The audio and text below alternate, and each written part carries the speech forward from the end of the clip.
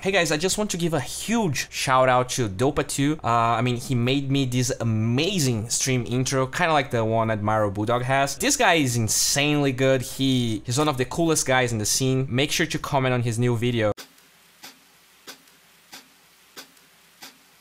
Hey guys, Boy here, and this is 7.07's new technology, Excalibur's Offlane Bane. This is not completely new to the scene, but the build Excalibur attempts is not something I've seen in pro games. And yes, that's exactly what we're watching today. In this game, what I choose is an aggressive tri-lane, so his starting item build looks fine for me. If you're solo in your lane though, boots first can be a very necessary option. We already start seeing how this hero is strong at level 1. At the beginning of the laning phase, Bane has the same amount of HP that Beastmaster, Brewmaster, making him incredibly bulky. He's also at the 5 armor range, making trades incredibly effective, especially against range carries that don't build stealth shield, and when you have a skill like Brain Sap. With the aid of Bounty Hunter, Radiant keeps underestimating Excalibur's bulkiness, and they deal a lot of damage on Venge, and it doesn't stop. With the low cooldown and mana of Brain Sap, they wear Ancient Apparition down, and this lane is already a mess for the enemy team.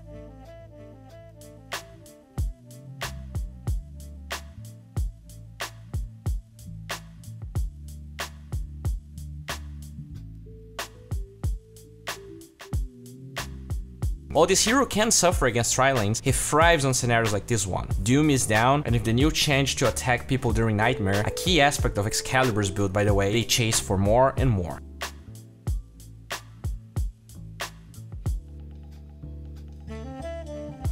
This hero is incredibly tanky in the early game. 860 HP at level 4 is insane. He gets ganked with 30% HP here and lives. Because he's so tanky, he can most of the time consistently finish phase boots, making the hero even more scary. You go phase boots on Bane in this build because you're all about nightmaring people and using your Mask of Madness to wear them down, so the extra move speed allows you to get in nightmare range, and the damage fits like a glove with the attack speed that Mask of Madness gives you. This hero doesn't lack any stats because of how good they are, meaning that you pretty much just need move speed and solo kill potential. When the supports leave the lane, pay attention how much pressure this hero can create with his Q. He can deny a lot of range creeps, and Venge can't really trade all that well. That propels him to very early phase boots, and in my opinion, the only missing piece in this build is Soul Ring. Bane spells, especially Nightmare, cost a bunch of mana. You do get mana with Fiend Grip, and he does fare some clarities, so I feel like his goal here was going for the Mask of Madness power spike as fast as possible, especially because he can start farming Ancients with this. And in this game, there's a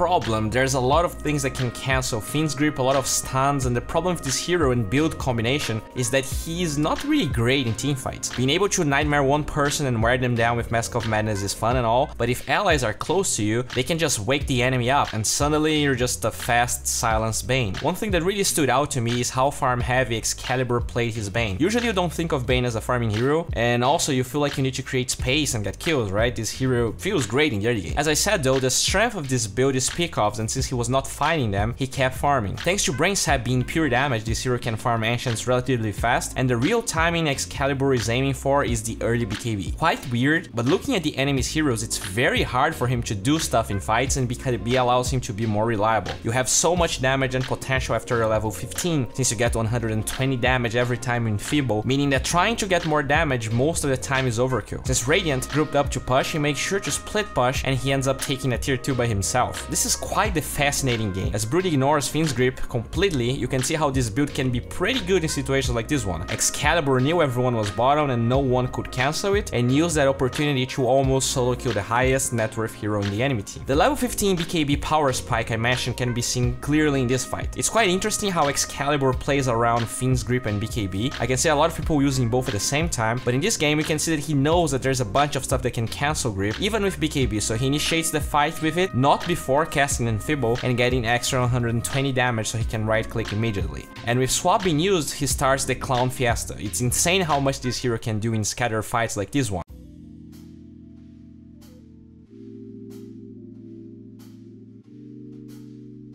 He right-clicks a core Venge down, and he can even aid with Roshan quite a bit thanks to Enfeeble. His next item of choice, Shadow Blade, finally allows him to get kills on heroes like Puck. The damage and attack speed still fits the theme, and even without grip, he can kill other heroes by using Shadow Blade to set up Nightmare afterwards. Another justification for using Fiend's Grip at the beginning of every fight, at least in my opinion, is that after you use Nightmare, you want to use your Mask of Madness, and this is a lot of time that you're silenced. So if you actually kill a hero, you have no follow-up. So ideally, if you can Fiend's Grip first, your team gets 1 kill, and then you nightmare and you get another one, whereas in the first situation, you're not necessarily getting 2 kills every time. It's kind of hard to be 100% on the Offlane Bane train, but I do feel like the hero is viable if you're a decent offlaner. I tried playing it today, and boy, it was not fun. That being said though, this build is quite interesting, and as of every fight, Excalibur initiates with Fiend's Grip and no BKB. And even though he couldn't deny Dragon Knight, this hero shits on supports and even cores. For most of this game, the net worth difference was very small, so this is no 20k gold advantage where even Kaya Lifestealer could work. If I learned something watching him play, is to focus more in farming than you would think necessary when playing Bane. I feel like the level 15 power spike is very important, so that's why he was farming ancients and pushing lanes all the time. I also feel like this hero is very good against range carries like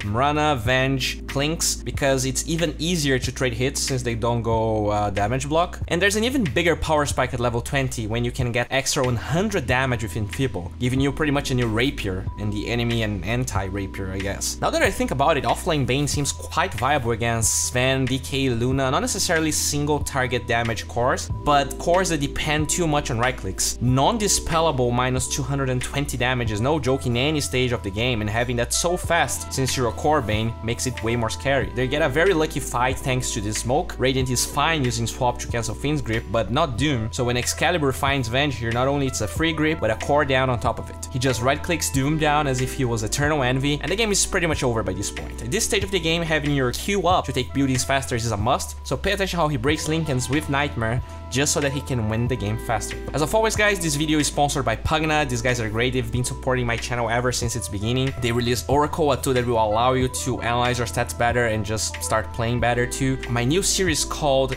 The Winners of Patch 7.07 is online at Pvgna, so make sure to check that out. I'm also coaching via gamersensei on my stream, so if you allow me to stream while you get coached, you actually get one for free after 3 coaching sessions, so that's pretty good. And yeah guys, hope you had a fantastic day.